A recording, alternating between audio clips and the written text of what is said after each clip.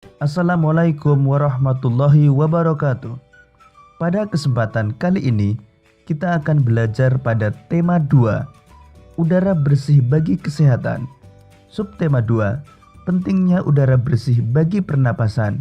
Dan kita sampai pada pembelajaran kelima. Sahabat cerdas, sebelum kita mulai pembelajaran kita, jangan lupa untuk berdoa terlebih dahulu.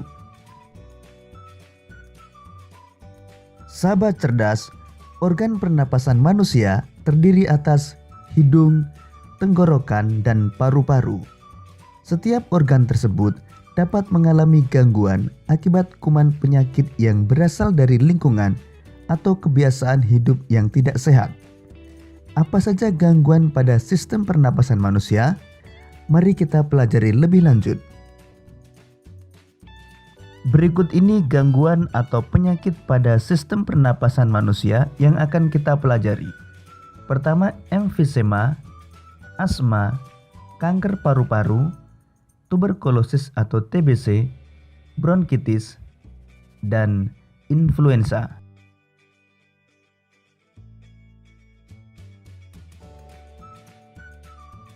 Emfisema merupakan penyakit pada paru-paru. Paru-paru mengalami pembengkakan karena pembuluh darah pada paru-paru kemasukan udara. Hal tersebut dapat terjadi akibat menghirup asap rokok, polusi udara, dan asap atau debu bahan kimia. Berikut ini perbedaan kondisi paru-paru normal dan penderita emfisema.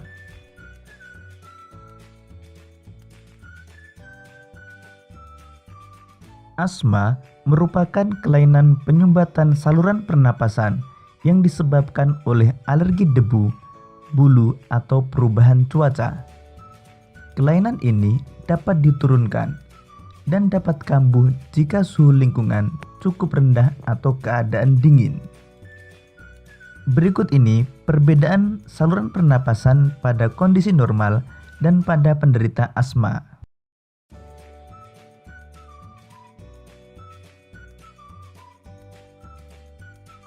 Kanker paru-paru merupakan salah satu penyakit paling berbahaya. Sel-sel kanker pada paru-paru terus tumbuh tidak terkendali.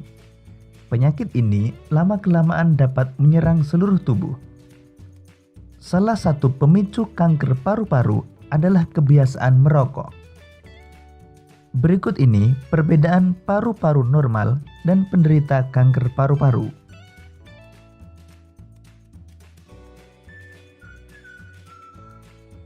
Tuberkulosis atau TBC merupakan penyakit paru-paru yang disebabkan oleh Mycobacterium tuberculosis.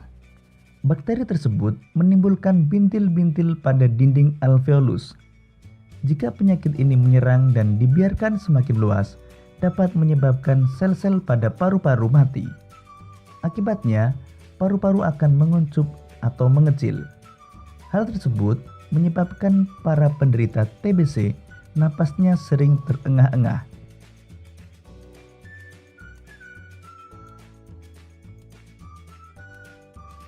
Bronkitis merupakan gangguan pada cabang batang tenggorokan akibat infeksi.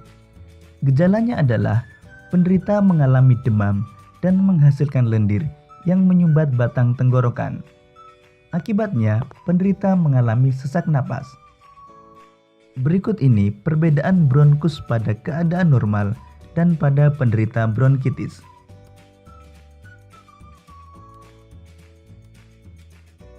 Influenza atau flu merupakan penyakit yang disebabkan oleh virus influenza. Penyakit ini timbul dengan gejala bersin-bersin, demam, dan pilek. Sahabat cerdas, berdasarkan bacaan tersebut, cobalah membuat kalimat tanya beserta jawabannya dengan menggunakan kata tanya apa, siapa, di mana, bagaimana, dan mengapa. Berikut ini contoh kalimat tanya beserta jawabannya. Kata tanya apa? Apa penyebab penyakit emfisema? Penyakit emfisema disebabkan oleh paru-paru yang mengalami pembengkakan karena pembuluh darah pada paru-paru kemasukan udara. Apa penyebab penyakit asma? Penyakit asma disebabkan oleh alergi debu, bulu, atau perubahan cuaca.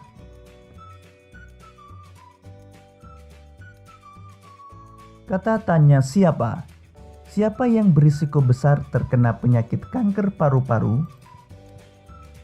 Para perokok akan berisiko besar terkena penyakit kanker paru-paru. Kata tanya di mana?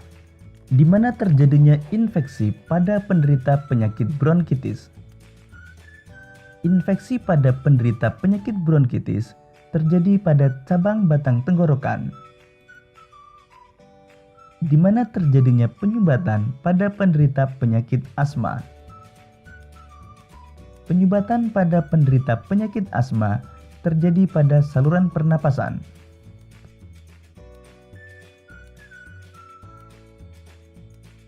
Kata tanya bagaimana? Bagaimana kondisi paru-paru pada penderita tuberkulosis atau TBC? Kondisi paru-paru pada penderita tuberkulosis atau TBC menguncup atau mengecil.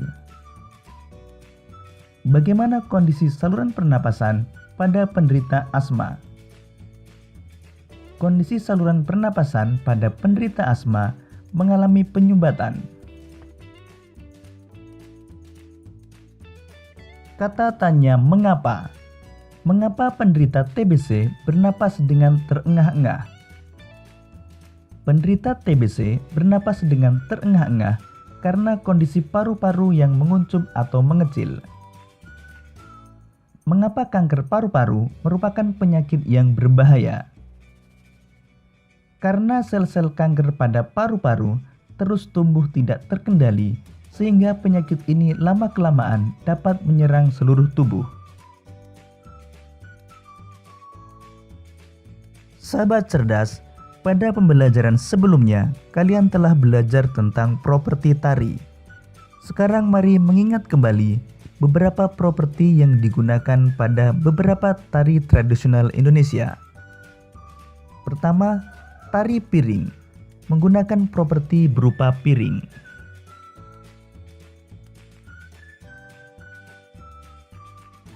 Tari payung menggunakan properti berupa payung.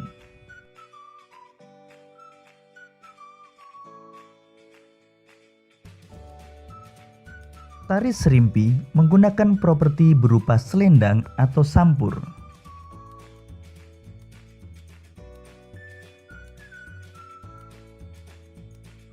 Tari janger menggunakan properti berupa kipas dan selendang atau sampur.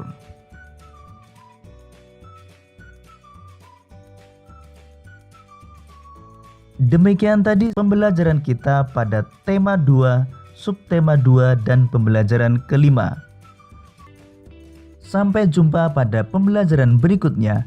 Tetap semangat dan selamat belajar.